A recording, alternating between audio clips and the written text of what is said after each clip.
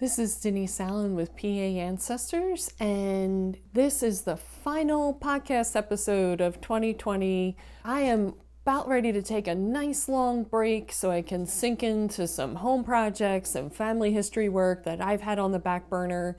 So let's get into this episode. We're going to cover things that you can do during this time when we're at home, on our computers, and having lots of time to do family history research. Are you ready? I got some great ideas for you. Let's go. Welcome to Your Pennsylvania Ancestors with Denise Allen. Now, most of us spend our time doing genealogy research on sites like Ancestry, Find My Past, Family Search, and those websites are fantastic for genealogy records. What we need as genealogists to really help understand what it is we're looking at is the historical background. Now, I don't know about you, but when I was in school, and this includes college as well as public high school, I learned very little history. So maybe just very little of it stuck with me, but I remember studying the Civil War. I remember studying the Revolutionary War. We touched a little bit on World War II, and that was about it. So if you have ancestors in Pennsylvania, there's a lot of their history that's not even covered in your school classes, especially if you didn't even grow up in Pennsylvania. Here's some ways that you can get the background for the records that your ancestors have created. So they lived in a time and a place in this state, and there's been historians looking at those. They're looking at the industry that they took part of. They're looking at the ethnic group they were a part of, or the religion they were a part of, or the specific geography that they lived in within Pennsylvania. There's obviously been a lot of people in this state that were very impactful in terms of history, finance, industry, you name it, sports. So here's what you do. You need to learn the history of Pennsylvania. You don't need to learn all of it, but you need to learn it for the time and the place that your ancestors lived here. There are some great free resources to do that, and I'm going to cover them. And they're all in the show notes, so don't panic if you don't catch it on the audio. You can just go right to the show notes and click through to get these resources.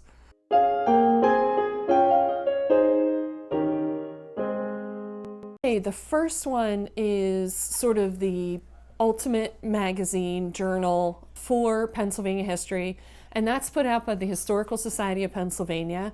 The Pennsylvania Magazine of History and Biography. It comes out quarterly. Unfortunately, it hasn't been out in 2020 except for the January edition, but it doesn't matter because we're genealogists.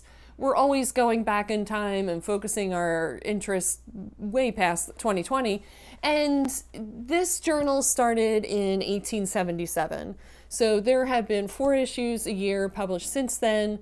You can access these for free through Penn State University, has a site where they have 1907 up to 2019. It is also on JSTOR, that's JSTOR, and that is a website that hosts all kinds of academic journals. They allow some free access up to a set limit each month. So it's been generously extended during this pandemic, but I don't know how much longer they're going to do that for. But you want to check this academic journal out. If you didn't go to college and don't have a PhD and or like me barely made it through some of your college courses, you don't be intimidated by what's this journal.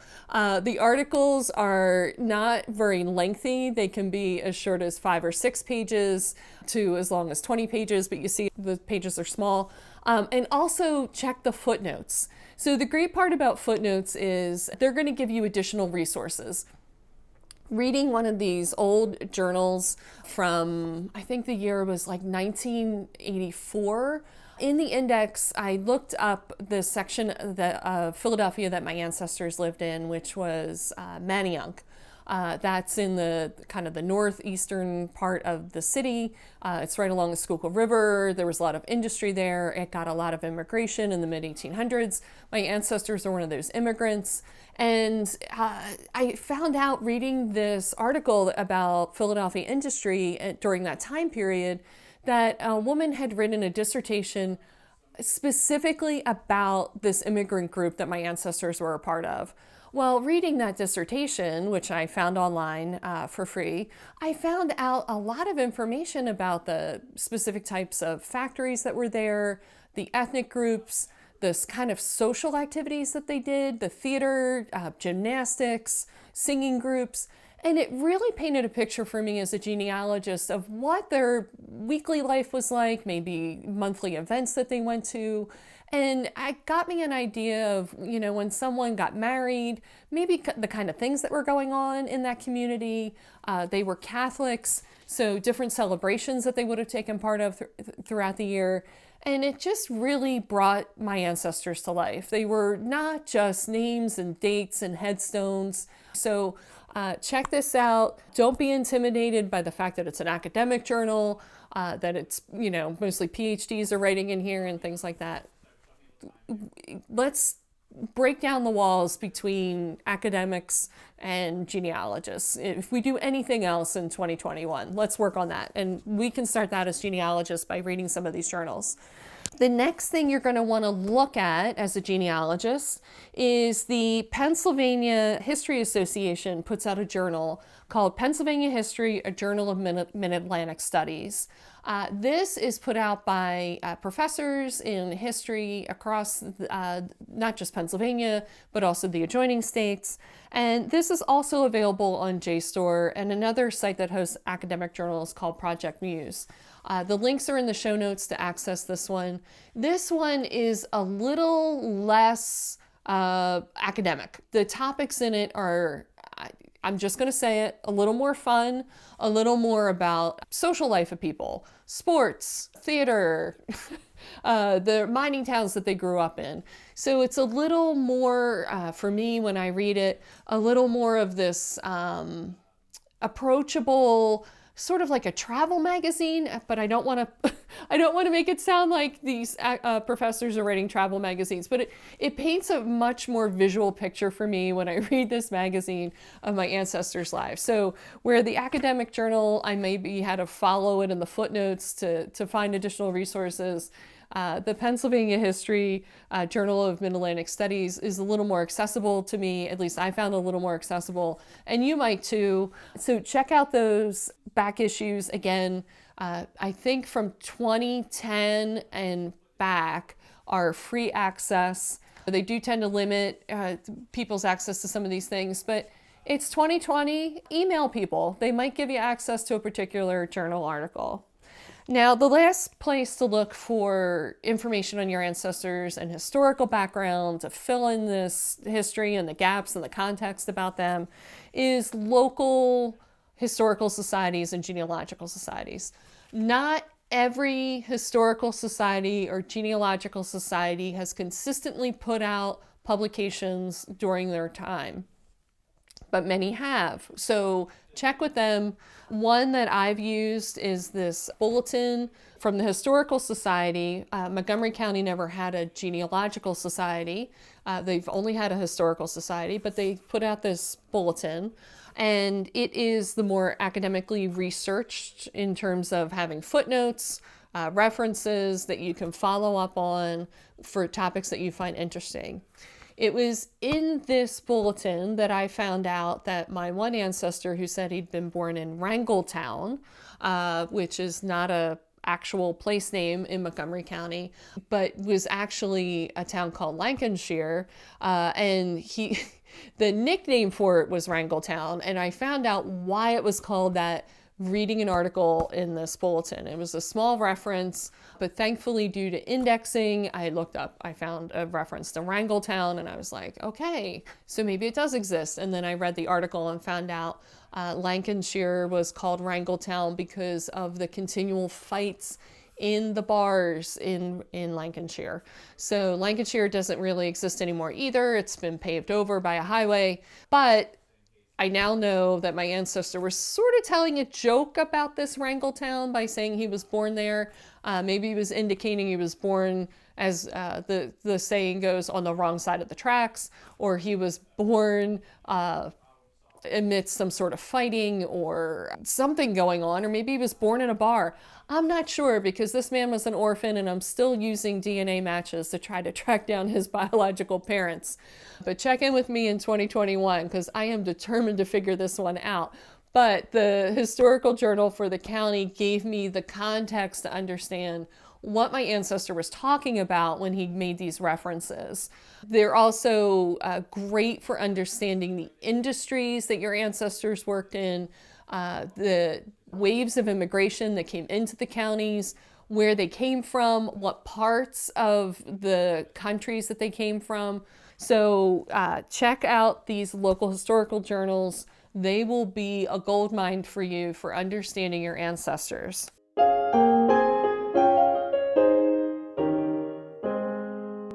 Okay, so you found these historical materials that I've referenced, these journals, magazines, you've contacted historical societies.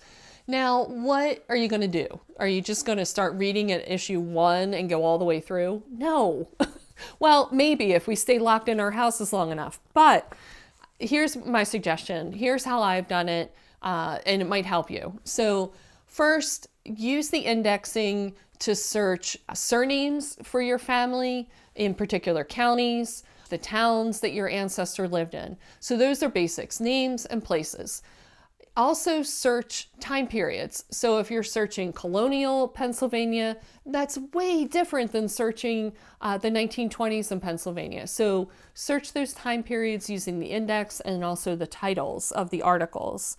You're going to want to search very particularly for your ancestors, and this is where you really get the rich history, industries that they worked in. So if they came to Pittsburgh and worked in the glass industry in the late 1800s, that's completely different than working in a carpet factory in Philadelphia in the late 1800s. So check the census records for your ancestor. It might have listed their profession, maybe a death certificate did that also, and that would give you a place to start. If it says laborer, you're going to need to do the additional work to figure out what industries were within walking distance, because they were most likely walking to work for a long part of our history.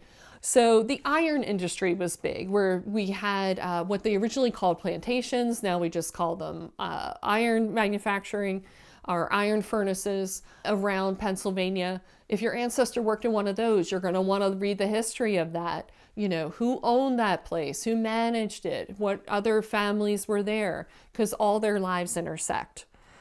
Also look at, in the index, for information on the religion of your ancestors. Is there a history of that religion within specific communities?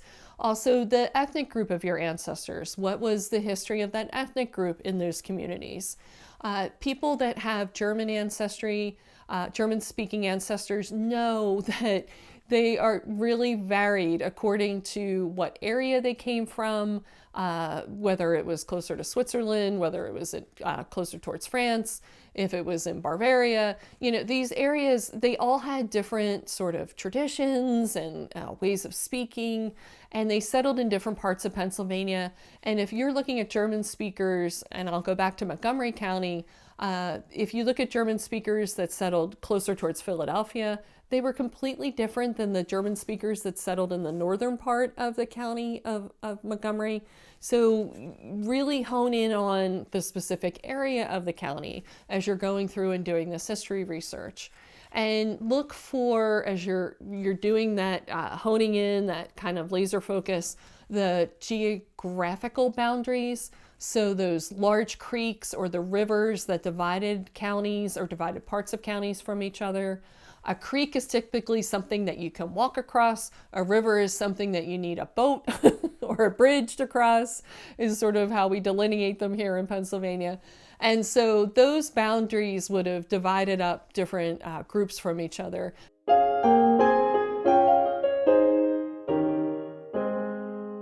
Now for me, I'll be taking a break and doing some major house projects that we've had on the back burner for a while over the Christmas and New Year's holiday. Of course, we won't be visiting family like many of you because we want to try to keep people healthy. So many things are unknown with this virus. It's been a real roller coaster for me, I know, and I'm sure for you too. And I really am praying for just really for peace for all of us, some new stability in terms of our daily lives and sort of our national life. And I really hope that studying your family history helps in bringing you that peace. I think it's important to keep in mind that the stories we tell ourselves about our past and who we are and where we came from and what our impact is, you know, those stories really make a difference in terms of how we go about our day-to-day life and what we think about the future. I'm not going to dictate to you what your family story is. I think that is something for each of us to discover for ourselves, and what we feel our places in the world and who our ancestors were in their world at their time. I am providing a bunch of resources for you to do that work and sort of put that story together for yourself. This is Denise Allen with PAancestors.com, and I wish you many discoveries of your Pennsylvania ancestors for the rest of 2020 and into 2021.